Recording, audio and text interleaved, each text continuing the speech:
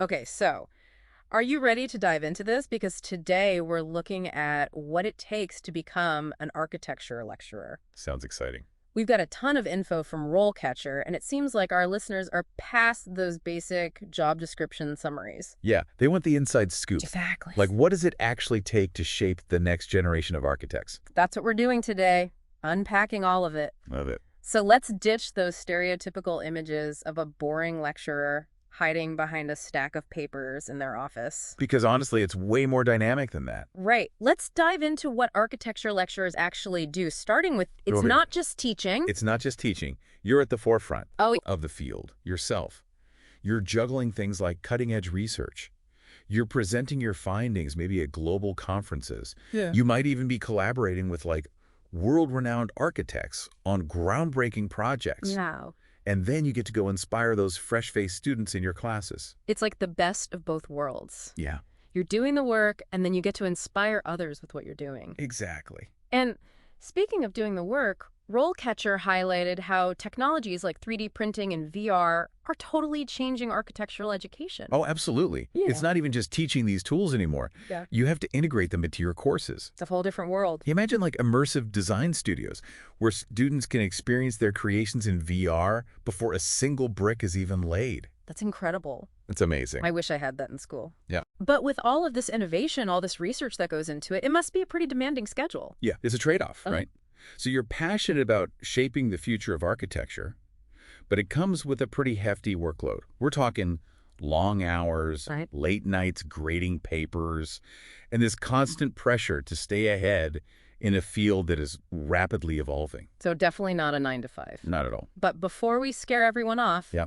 let's talk about what makes this path rewarding. RoleCatcher really emphasize the impact you have as a mentor, It's true. guiding and inspiring the next generation. It's such a rewarding part of the job. Yeah. There's a real sense of purpose in it. You're not just designing buildings, All you're right. shaping minds. And honestly, there are a few things as satisfying as witnessing that aha moment when a student grasps a complex concept or they develop their own unique design voice. Like passing the torch. That is.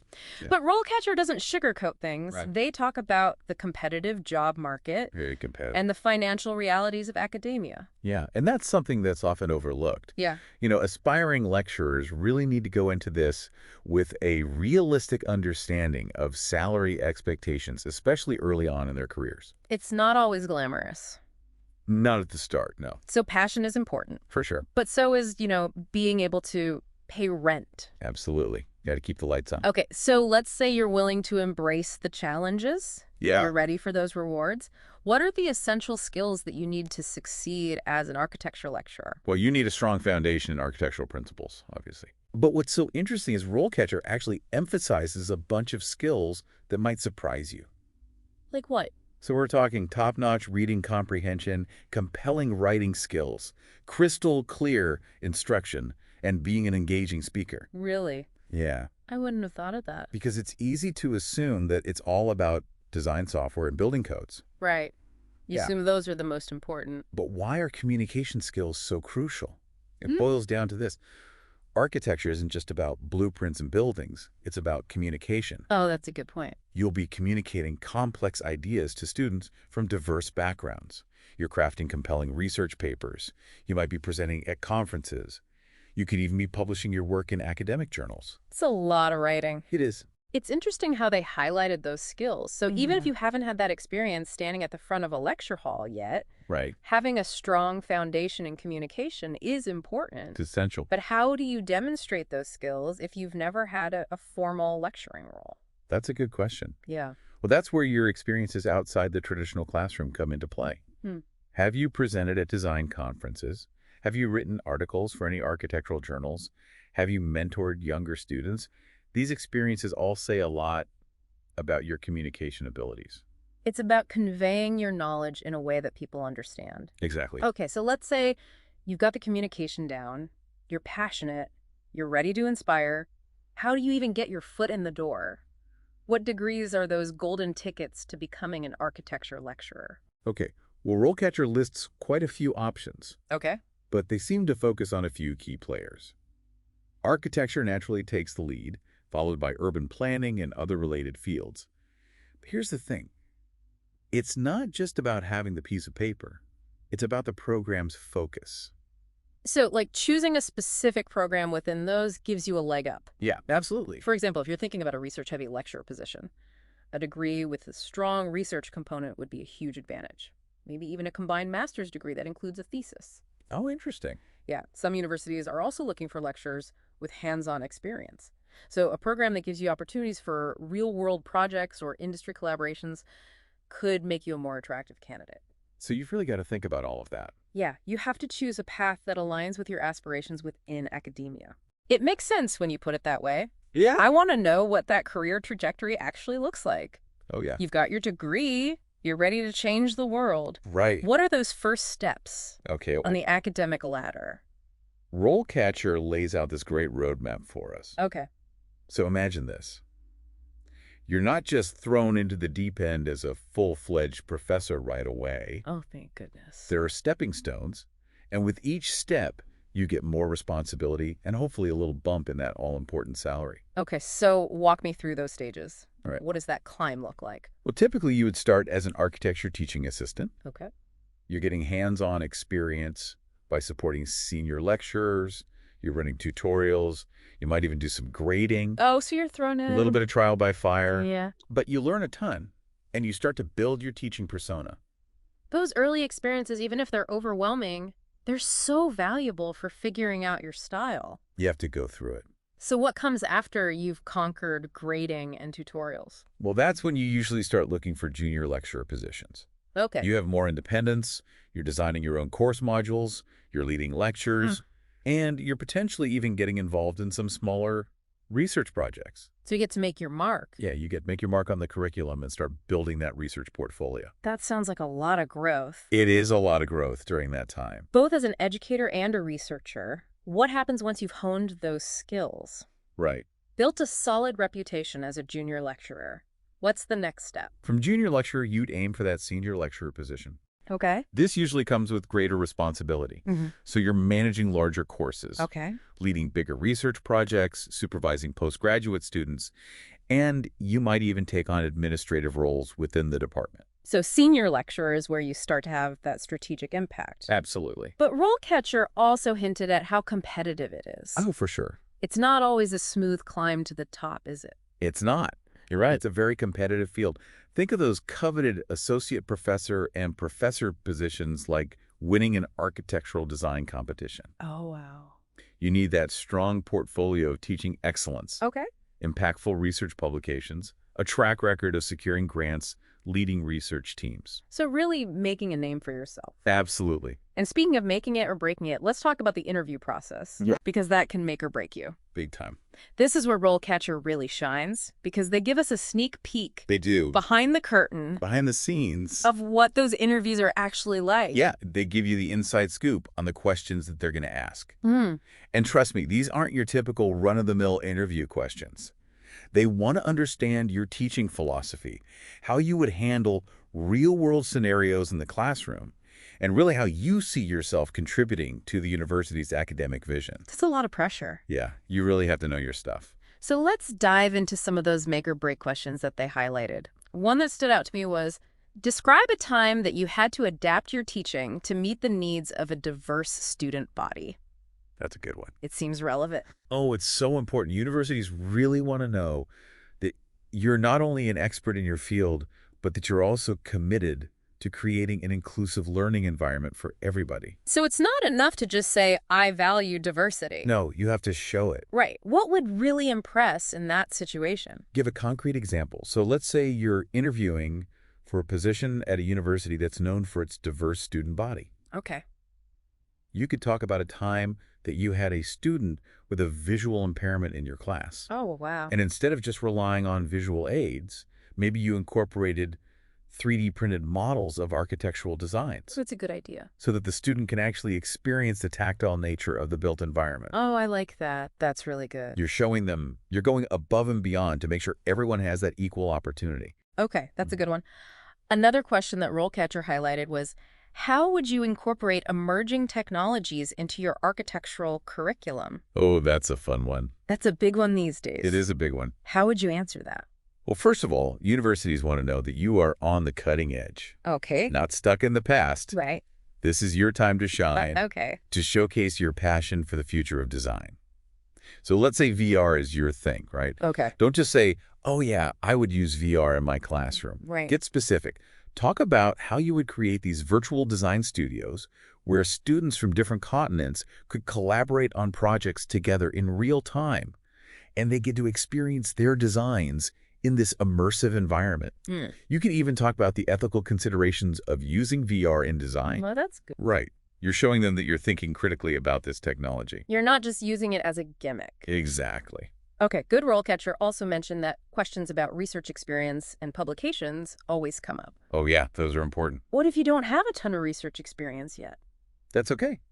Remember that research experience doesn't always have to be tied to a formal academic institution. So you can talk about independent research projects, you've done design competitions, you've participated in even articles you've written for architectural publications. The important thing is that you're showing that you can ask critical questions, conduct thorough research, and present your findings clearly. So really highlight those skills even if you don't have a ton of experience yet. Exactly. Okay, good to know. What about that question? What is your teaching philosophy?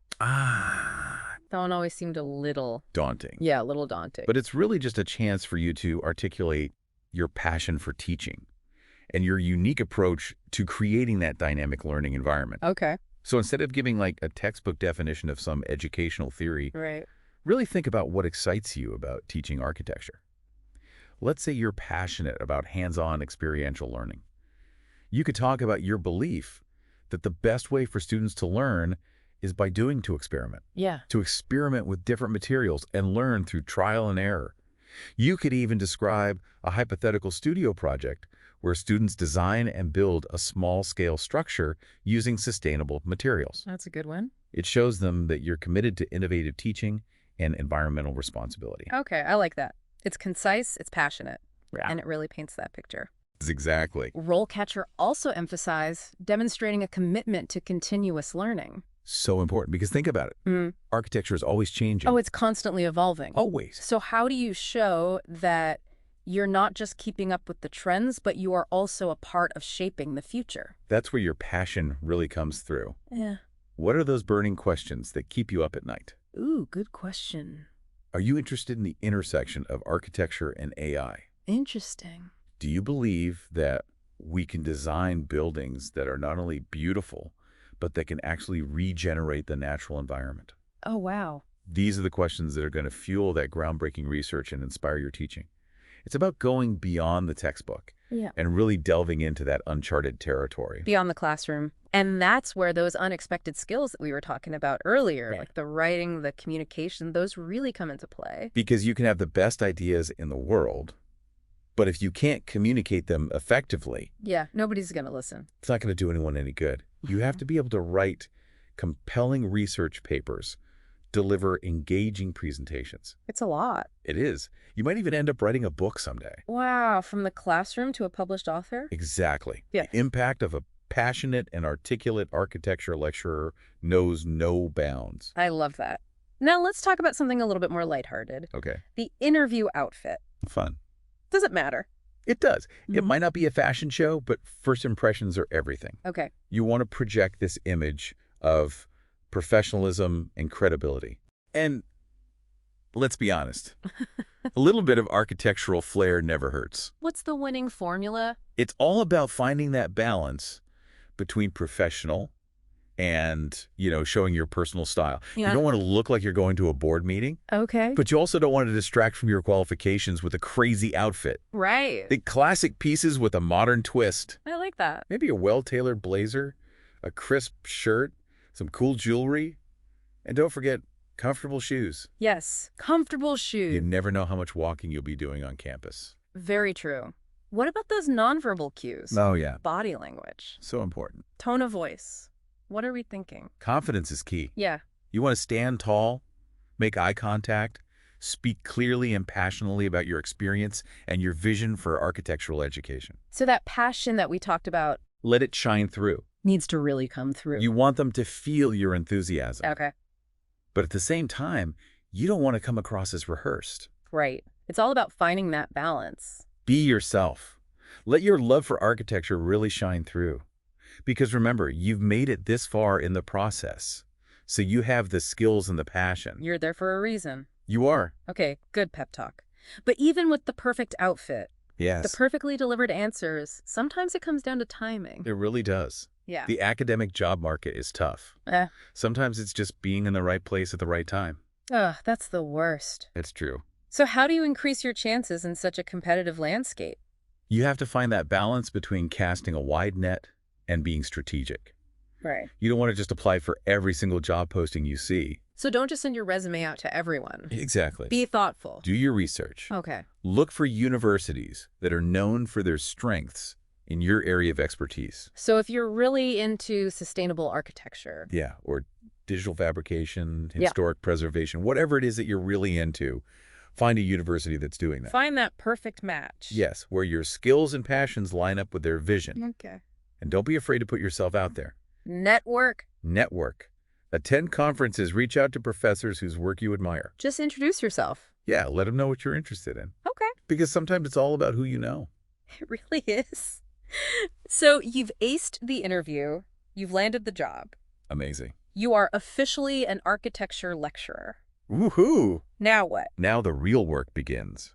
How do you ensure that you're not just keeping up with this ever-changing field, Right. but that you are thriving in it? That's where that commitment to continuous learning is so important. There it is again. It's crucial. Okay. The world of architecture is constantly evolving. Oh, absolutely. New technology, new materials. It's never staying still. You're constantly having to push the boundaries of your own understanding just to keep up. So as a lecturer, you're not just imparting that knowledge. Right. You're constantly seeking it as well. Exactly. You have to stay ahead of the curve. How do you do that? How do you go beyond just keeping up with the trends? Right. How do you become a thought leader? It goes back to that passion. What are those big, exciting questions in architecture that really get you going? Are you fascinated by how architecture and AI can work together? Do you believe we can design buildings that not only look amazing, but also help regenerate the environment? Those are big questions. They are. But they're important. They're the questions that are going to fuel groundbreaking research and inspire your teaching. It's about looking beyond what we already know and venturing into the unknown. I love that. And that's where those skills that RoleCatcher talked about come in. The reading?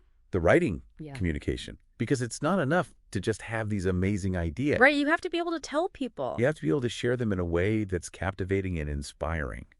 You need to be able to write research papers that people actually want to read, deliver presentations that engage the audience. Or even write a book. Exactly. It's about taking it beyond the classroom. Absolutely. So we started with those initial questions about what an architecture lecturer actually does. Right. And I think we've gone above and beyond. I think so too. We've really painted the picture of not just teaching architecture, Yeah. but shaping the future of it. And we've gotten some amazing insights from RoleCatcher. Oh, they're a great resource. The best. Remember, this is just the beginning. It is. It's up to you to Absolutely. take this information and run with it. Your passion, your dedication, your willingness to learn, that's what's going to get you there. It's been a journey. It has. Thank you for all of this insight. Of course. Thanks for having me. Until next time, keep exploring, keep learning, and let that passion for architecture lead the way.